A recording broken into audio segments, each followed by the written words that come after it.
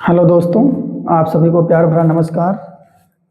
अब हम पढ़ रहे हैं कक्षा 10 विज्ञान, जो भौतिक विज्ञान का पहला पाठ है प्रकाश। उसका हमने फर्स्ट वीडियो अपलोड हुआ है, जिसमें हमने पढ़ा था उत्तल और अवतल दर्पण के बारे में पढ़ा था, और जो अवतल दर्पण द्वारा प्रतिबिंब बनने की जो स्थितियाँ थी उसका हमने अध्ययन कर लिया था। अब हमको अध्ययन करना है जो उत्तल दर्पण होता है, उसके द्वारा जो प्रतिबिंब बनने की स्थितियाँ होती हैं उनको हम समझेंगे। उत्तल दर्पण द्वारा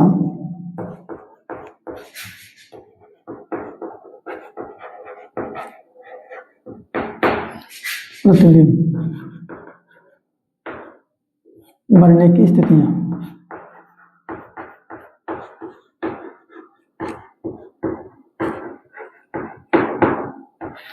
ठीक है, उत्तल दर्पण द्वारा प्रतिबिंब बनने की स्थितियां। पहली स्थिति है जब वस्तु कहाँ पे हो, जब वस्तु अनंत पर स्थित हो।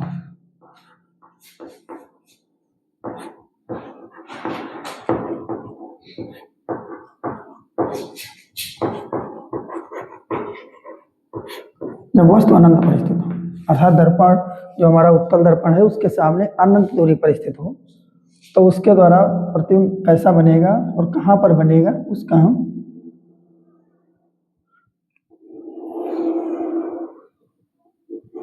ये हमारा उत्तल दर्पण है, जिसकी परावर्तक सतह जो रिफ्लेक्टिव सरफेस होती है वो उभरी हुई होती है, तो उसको हम बना लेते हैं। और ये हमारा हो गया अक्ष हो गई, यहाँ पे दर्पण का ध्रुव होता है। और यहाँ पे तो जैसे कि ये हमारा सर्किल इधर की ओर कंप्लीट होगा, वक्रता के अंदर की ओर होगा, तो इसके द्वारा फोकस भी उधर ही होगा। तो यहाँ पे अनंत पे है, थोड़ा हम अक्ष को चाहे तो छोटा कर सकते हैं, लेकिन अनंत पे, अनंत को हमने बताया है कि अननोन डिस्टेंस, जो अज्ञात दूरी होती है उसको हम अनंत मानते हैं। तो यहाँ पे एक वस्तु है ए बी, ठीक है।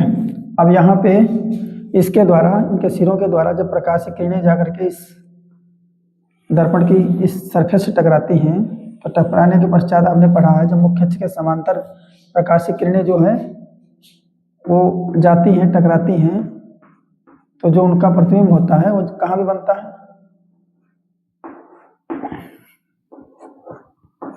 जो उसका प्रतिबिंब होता है मुख्य अक्ष के समांतर। जब प्रकाश की किरणें मुख्य अक्ष के समांतर आपतित होती हैं तो परावर्तन के पश्चात वो कहाँ पे जाती हैं, परावर्तन के पश्चात वो फोकस से होके जाती हैं। लेकिन यहाँ पे जो हमारा फोकस है वो दर्पण के पीछे है, तो इसलिए दर्पण के पीछे यहाँ पे आप डॉट लाइन का भी प्रयोग कर सकते हो। यहाँ पे बनेंगे। और दूसरी हमने यहाँ पे मुख्य अक्ष के समांतर दूसरे सिरे से हमने प्रकाश की किरण को आपतित किया, और जा करके यहाँ पे जो है इसका परावर्तन हो रहा है। अब परावर्तन कैसे होगा हम नियम के आधार पे ही समझेंगे, और इसको ऐसे ही अपने हिसाब से इसको गुजारेंगे ऐसे, ठीक है। तो यहाँ पे जो प्रकाशित किरण है इसको आप डॉट लाइन से बना सकते हो, क्योंकि यहाँ पे केवल आभास होगा, ना कि दर्पण के पीछे केवल आभासी प्रतिबिंब बनता है। तो इस प्रकार से यहाँ पे दर्पण के पीछे प्रतिबिंब की स्थिति कहाँ पे है, वस्तु की स्थिति तो मालूम है अनंत पे है, तो प्रतिबिंब की स्थिति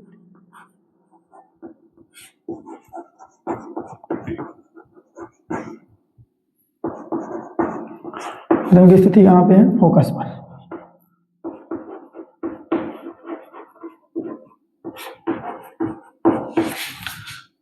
दर्पण के पीछे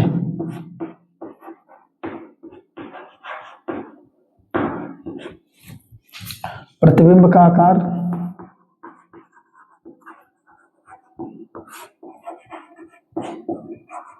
प्रतिबिंब का जो आकार है वो कैसा है, बहुत छोटा है, बहुत छोटा, जिसको हम बोल सकते हैं बिंदुनुमा।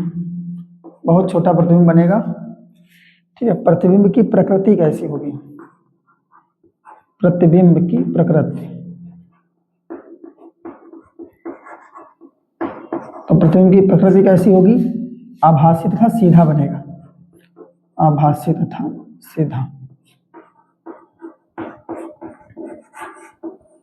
अब इसके बाद हम दूसरी स्थिति का अध्ययन करते हैं। दूसरी स्थिति हमारी है जब वस्तु अनंत तथा ध्रुव के मध्य हो।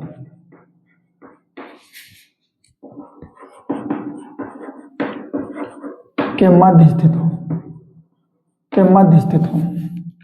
तो यहाँ पे हम अवतल दर्पण बनाते हैं।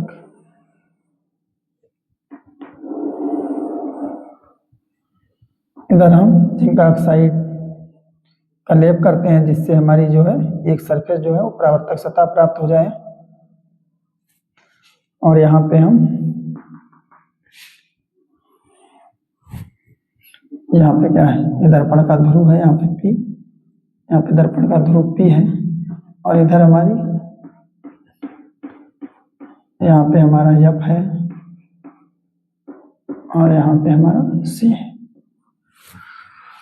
अब यहाँ पे वस्तु, मान लीजिए यहाँ पे हमारी वस्तु है, ये भी एक वस्तु है जो अनंत और दर्पण के ध्रुव के मध्य रखी हुई है। यहाँ पे पहला नियम के आधार पे हमने मुख्य अक्ष के समांतर प्रकाशीय किरण को आपतित किया, और परावर्तन के पश्चात वो फोकस से जाएगी, तो परावर्तन के पश्चात ऐसे हम इसको गुजारेंगे, और ये आभास होगा कहाँ से जा रही, फोकस से।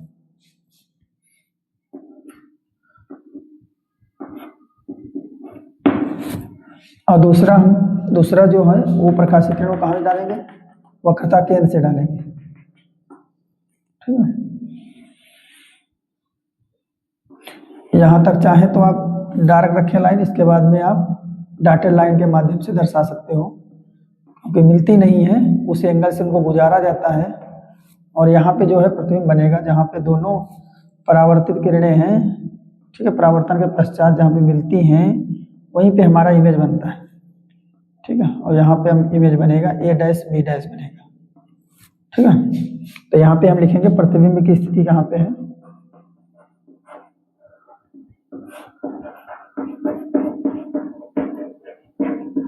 प्रतिबिंब की स्थिति है ध्रुव तथा फोकस के मध्य,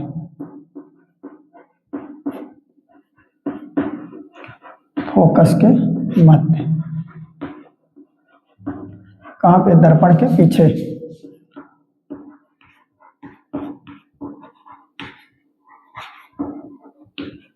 दर्पण के पीछे। प्रतिबिंब का आकार कैसा है, प्रतिबिंब का आकार, प्रतिबिंब का आकार है वस्तु से छोटा, क्योंकि वस्तु इतनी बड़ी सी है, प्रतिबिंब छोटा बन रहा है, तो वस्तु से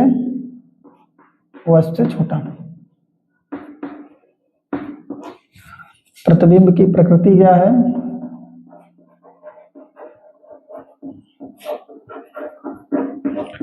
प्रतिबिंब की प्रकृति ऐसी रहेगी, आभासी तथा सीधा, आभासी तथा सीधा। ये प्रतिबिंब का क्या हो गया, प्रकृति हो गई। और आभासी के साथ में सदैव सीधा रहता है, ऐसे ऑब्जेक्टिव क्वेश्चनों में पूछा जाता है। वास्तविक के साथ सदैव उल्टा रहेगा, अगर आभासी है तो उसके साथ सदैव सीधा ज्वाइंट रहेगा। अब इसके बाद हम पढ़ते हैं जो हमारा उत्तल दर्पण होता है और अवतल दर्पण होता है, उसके उपयोगों के बारे में। तो उत्तल दर्पण का उपयोग, उत्तल दर्पण का उपयोग क्या होता है, उत्तल दर्पण के उपयोग, उत्तल दर्पण के उपयोग, उत्तल दर्पण का उपयोग सबसे मेन हमारा जो इसका यूज होता है वाहनों के साइड मिरर में, वाहनों के साइड मिरर के रूप में इसका प्रयोग किया जाता है। साइड मिरर, वाहनों के साइड मिरर, जो पीछे से आ रहे वाहनों पे को देखने के लिए, उन पर निगरानी रखने के लिए जो दर्पण लगा होता है वो सदैव उत्तल दर्पण होता है, ठीक है। क्योंकि इसमें जो वस्तु का जो प्रतिबिंब बनता है आभासी और सीधा बनता है और सदैव वस्तु से छोटा बनता है, तो इसके लिए इसको साइड मिरर के रूप में प्रयोग किया जाता है। दूसरा उपयोग इसका है, जो हमारे बाजार हैं, गलियारे, जो भी गलियां रहती हैं शहरों में, कस्बों में, उनमें जो विद्युत लैंपें लगी होती हैं उसमें जो है उत्तल दर्पण का उपयोग किया जाता है, ठीक है। बाजारों, हाटों या गलियों में, बाजारों गलियों में विद्युत लैंपों में इसका उपयोग है। लैंपों में इसका प्रयोग किया जाता है। ठीक है, तो ये वाहनों के साइड मिरर में हो गया, और बाजार गलियारों में जो लगे होते हैं विद्युत लैंप उसमें इसका प्रयोग किया जाता है, क्योंकि इसका प्रसार जो होता है एक धुंध के रूप में पूरे गली में, पूरे एरिया में जो है पूर्ण रूप से जो है प्रसारित हो जाता है। इसके बाद में थोड़ा अवतल दर्पण के भी उपयोगों पर प्रकाश डालते हैं। अवतल दर्पण के उपयोग, अवतल दर्पण के उपयोग,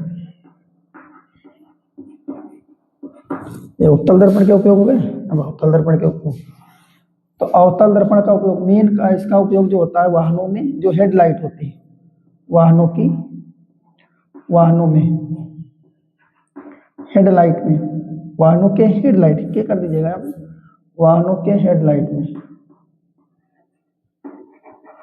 हेडलाइट, वाहनों के हेडलाइट में प्रयोग किया जाता है। वाहनों का हेडलाइट जो मेन लाइन होती है वाहन में, उसमें जो होता है इसका प्रयोग जो है अवतल दर्पण का उपयोग किया जाता है। दूसरा हो गया चिकित्सा के क्षेत्र में,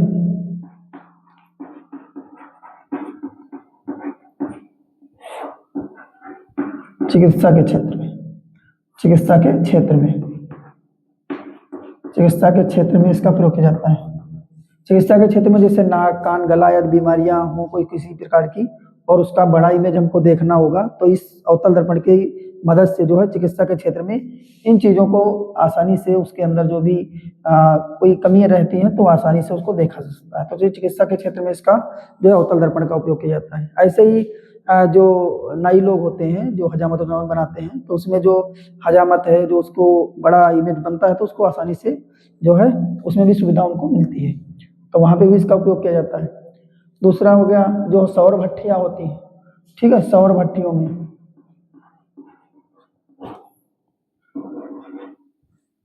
सौर भट्टियों में, सौर भट्टियों में इनका प्रयोग,